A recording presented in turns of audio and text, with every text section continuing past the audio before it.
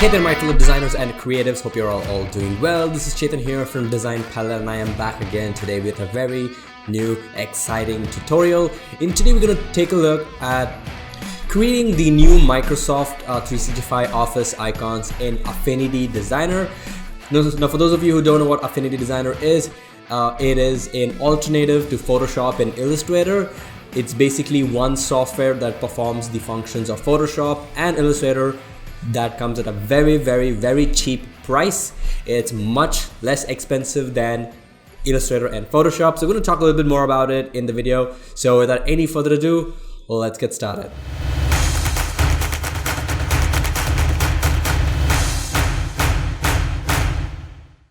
Alright guys, so before we quickly get started, just one thing I wanted to mention, that right now my voice is a bit low because it's the winter season over here in India and my voice is a bit off, so apologize for that. And also last month I released my course on designing and animating icons in Illustrator and After Effects. So if you guys are interested, you can go to the link in the description and get it. Now the price of the course is $20, but if you use the coupon code which is down below in the description, you can get it for just $10, which is 50% off. So that's pretty good. As you can see, I've got 103 people enrollment and the course has got a 5 rating, so it should be pretty cool. All right, so let's check out the Affinity Designer website. Now they've got 3 different softwares, that is Affinity Photo, which is like a Lightroom, Affinity Designer, which is like Illustrator and After Effects, and Publisher is kind of like InDesign. All right, so Affinity Designer is available for desktop and the iPad, which is pretty awesome. They also have a workbook which showcases all the features, and it's presented very well. It's really amazing software which we're going to take a look at in this video, and it just costs $50. So if I go and choose find out more, you can see that in India it's just 4,000 rupees for me, which comes up to $50 or 55 euros, I guess. So it's a once in a lifetime subscription with unlimited updates. So you just have to pay once, and you also have a free trial. So definitely check that out. All right, so let's get into Affinity Designer. All right, so this is the icon that we're going to be creating. I just thought of creating just one icon for the for showing you guys how it works, and you could apply the same principles. It's pretty good. All right, so let's go ahead and go to File and then click on New, and we're going to choose Web. The preset, we're just going to choose a random preset, and the pixels, I think we can even go ahead and choose in our custom. Because we're going to change these dimensions. Okay, so we have the RGB, so we have color formats, we have a bunch of color formats over here, and the color profile, so on. And here we're going to go ahead and you can even check on transparent background if you want that. That's going to be pretty cool. Let's actually try that on.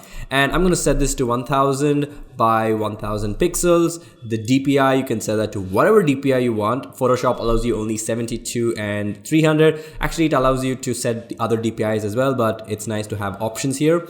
And the actual size zoom, we can just ignore that. And it also puts in margins, so in case you're doing something for print, you can actually get the margins from the printer, or you can type in your own margins. I'm just going to uncheck this because I don't want any margins. I'm going to go ahead and click on OK.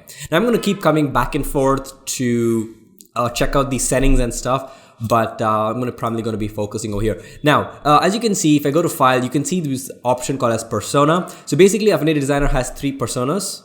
This is the drop persona, this is the pixel persona, and this is the export persona. Exporting is exclusively for exporting, so we're going to take that at the end of the video. But right now we have drop persona and we have pixel persona. So drop persona is just like Illustrator, which is vector based. So all things that are done in Illustrator can be done over here, and you can even switch between the drop persona and the pixel persona. So you did some vector images, and you want to add some shading or stuff, you could go ahead and do that in the pixel persona. Right now we're going to focus only on the drop persona, probably a separate video. If you guys want to know, just let me know in the comment section what kind of video you want and I could make it.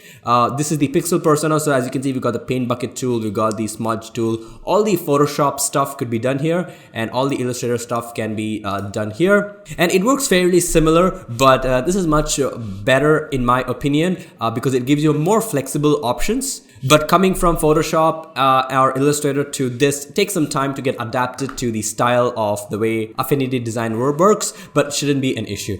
Alright, so let's actually go ahead and start off. So the first thing we're going to need is we're going to get ourselves a square. So if I click on it, we can see all these different options, and you can see the properties over here. So this is 285 by 285 pixels. So what I'm going to do is I'm just going to go ahead and grab the rectangle tool, and I'm going to hold down shift, and I'm going to create a rectangle, and I'm going to set this to 285 by 285 and hit enter.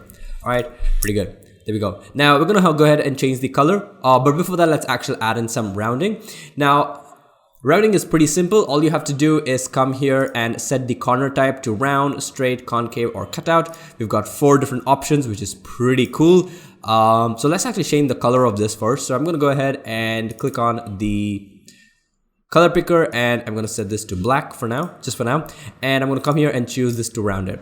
Alright, so let's go ahead and see what the size was. I had set it to 20 pixels. Alright, so I'm gonna go ahead and set this to 20 pixels. Now, as you can see, we have a small issue. Now it says 20%, and I want it to be 20 pixels. So what this basically means is every time I scale this, the rounding is going to match the size of the square. So it's going to be 20% rounded all the time. So what I'm trying to say is if I set this to 100%, it's going to be a circle. All right. And if I set, oh, sorry, 50%, that's going to be a circle. So if I set this to 20% now, and I check on this option that says absolute size. All right. And now you can see it becomes pixels. So now it's a fixed value.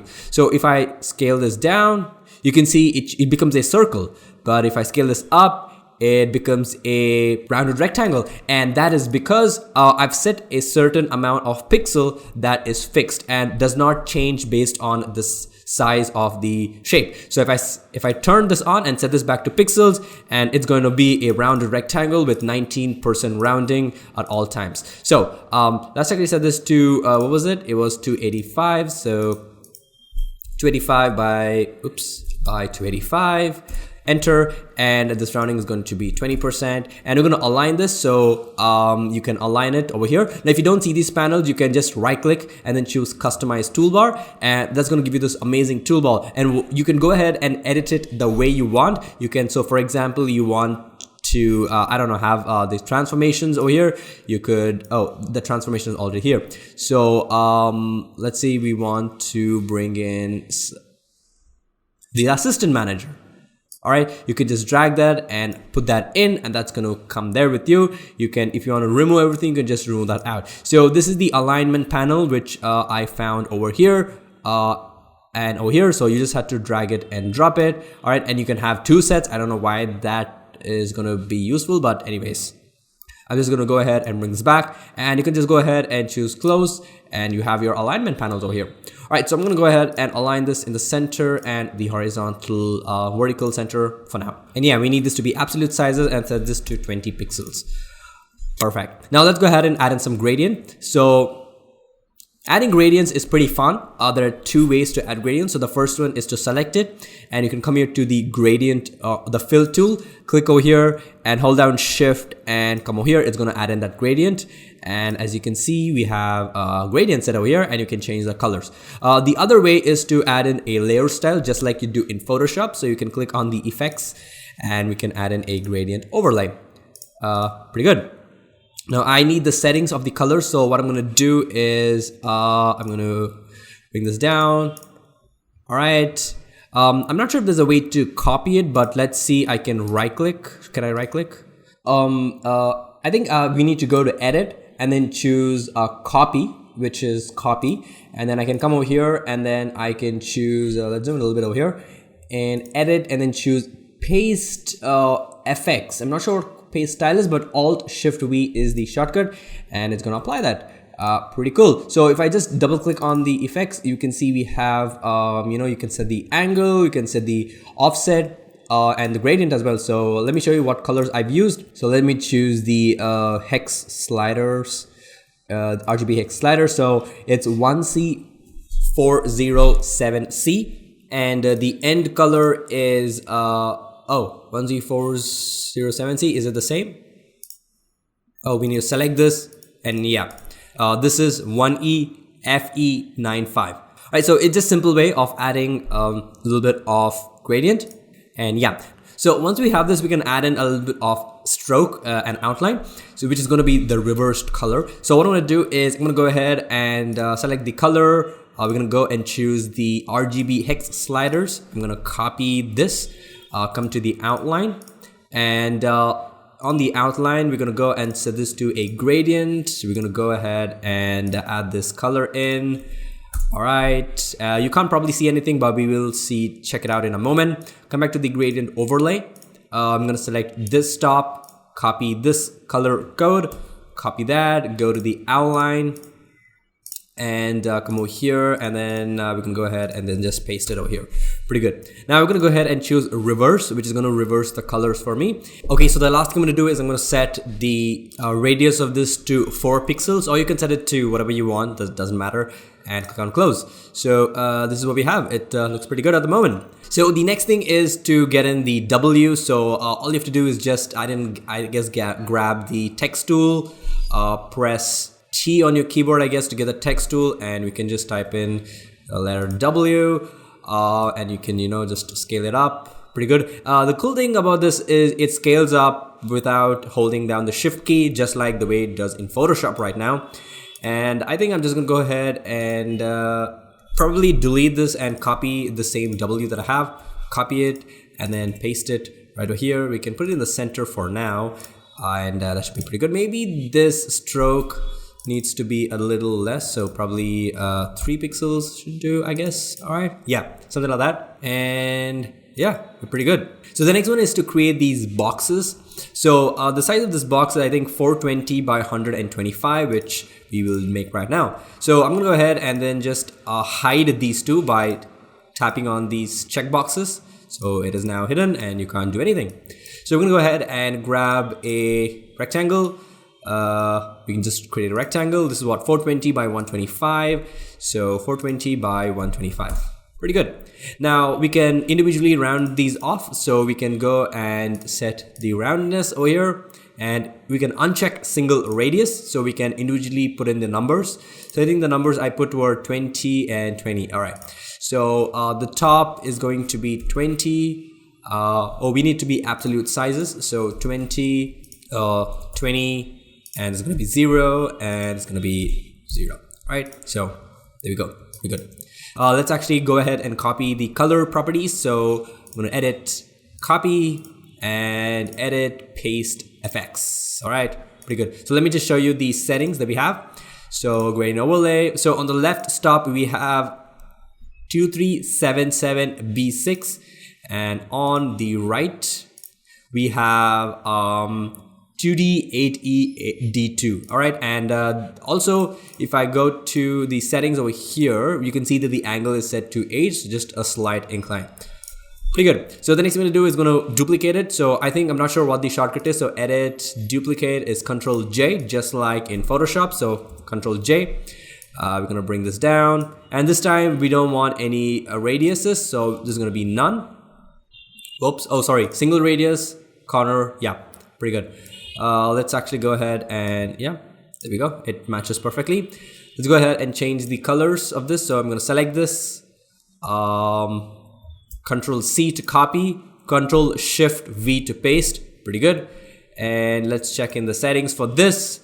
So we have a dark blue with 13316C, and the light blue is 2E83D4. Let's make a copy of this again. So I think we can hold on Alt. Yes, Alt does work. So hold on Alt, hold down Shift, and we can bring it over here and snap it. All right, let's go back. Let's get the colors. Control C, Control Shift V to paste, and we need to reverse this, I guess. So I'm gonna go ahead and choose reverse. Okay, and do the colors look the same? Okay, no, the colors do not, so that's fine. So 143372, and on the other one is 2F6FC7. We can close this up. Oops. So let's go ahead and copy the one on the top. We can hold down Shift, and you can even rotate it. So hold down Shift and let's rotate it. As you can see, we get this nice dial to show how many degrees, which is pretty good. And we can bring this down over here. Pretty good. So let's copy this and Control Shift V to paste. Let's see the color codes. So on the left one, we have 2455B0, and on the right side, we have 17356F. All right. Okay, that's looking much better. Now, even though we do see some kind of a gap thing over here, but I don't think that should be a problem when we export it. Let's see how it looks in the pixel persona. I think that's fine. Or, you know, if you want really, we could just select it, move it 1 pixel up, and move this 2 pixels up, and move this 1, 2, 3, 3 pixels up, and then that's fine. And then we can go ahead and select all of this. Now the thing is, I don't know, this selection stuff doesn't work. I think you need to put a bounding box over all the objects. Oh yeah, then it works pretty good. So what I'm gonna do is, oh, we have 4 of them. Okay, it looks like we have an issue. So 1, 2, 3, and 4. So I think this one is a duplicate, so let's just delete that. All right, so now we have 4. Let's go ahead and just select all this. Okay, and then you can press Ctrl G to group them, so it becomes one single group, and we can align this in the horizontal and the vertical center. Press Ctrl 0 to fit to the screen. Yes, that works, same as Photoshop. And now we can go ahead and check these 2 back on. All right, let's move the group down. All right, and we have to select these 2, press Ctrl G to group these 2, and let's move this over to the side. And as you can see, the guide, I think, really help us. So window, view, I think there should be some kind of guide system over here. Guide, snapping, yeah, snapping manager. Oh yeah, so as you can see, the snapping is over here, turned on. Oh, we have a bunch of settings, snap to guide, snap to grid, pretty good. So much of flexibility. All right, so that's pretty good. And I think we're pretty much done, you know, this looks pretty dope. One thing we can do is actually give it some effects. So we can select all this, press Ctrl G, and we can center these 2. Oh, center it. Pretty good. Now let's go ahead and create a background. So I'm gonna go ahead and create a rectangle and make this an entire thing. All right, let's go change the color of this to white. So white, and we can call this BG, bring this down, and we're gonna call this icon. Pretty good. We can close this up. Okay, so now this is done, I want to add in a little bit of blur to this to make it look pretty nice and poppy. So I think I'm going to go ahead and let's actually go ahead and make a copy by pressing Ctrl J. And we're going to call this icon space blur. All right. And what I'm going to do is I'm going to go ahead and go to the effects and add in blur, Gaussian blur. So that's the first setting that's there already. So let's zoom in a little bit over here. Okay. And let's go ahead and add the radius. All right, so let's choose preserve alpha and probably set this to 50. Not quite sure why I'm not able to see it. Let's go and check this off. Oh, okay. So it looks like this. So I think to fix it, what we need to do is uncheck preserve alpha, and that should really do the trick. Let's turn this back on, and yeah, bam, that looks super cool. I think what we can do is instead of making it 50, probably set it to like 25. Let's actually set it to 100. Let's see how it looks. And we could just bring this down, hold down shift and bring it down a touch, and even probably reduce the opacity of this to like, I don't know, 70%. And that is looking really good. Maybe we could go ahead and set this to like 85, and probably we can set this to 200 pixels, which is too much. So let's probably set it to, I don't know, 65 pixels. And yeah, that is looking pretty good. Right, so now once this is done, we can go ahead and finally export it. So we're gonna have to hide the background because we need only these 2. So I'm gonna go to the export persona over here. All right, so when we come to the export persona, what we're gonna do is focus on the export options and the layer section. Now, one thing I'm gonna do is I'm gonna come back over here and I'm gonna delete the rectangle, and then we can select these 2, press Ctrl G, and call this final icon. And let's come back over here, and we should have this over here. Now, if you want to export this in multiple formats, what you would have to do is create a slice. So if I come here to the slice tool and then just choose create slice, that's going to create this kind of a bounding box. And now when I come to the slices section, we can see that if I drop down, we have only one slice, one way of exporting. But if I go and choose the export preset to say something like, you know, iOS application icon, you see we get a bunch of different sizes that these can be exported to. Okay, so that's about slices. Now, if you want to just randomly export it, we can go to File and then choose Export, Control Alt Shift S, and the size preset, whatever we have, bilinear resample size. This is just the normal settings, and set export. And that is pretty much it. So thank you guys so much for checking out this tutorial. Hope you guys really enjoyed it. If you did, let me know in the comment sections down below. Make sure to leave a like and subscribe to the channel for more amazing, awesome content like this. And I'll see you guys in my next video. So till then, take care and bye-bye.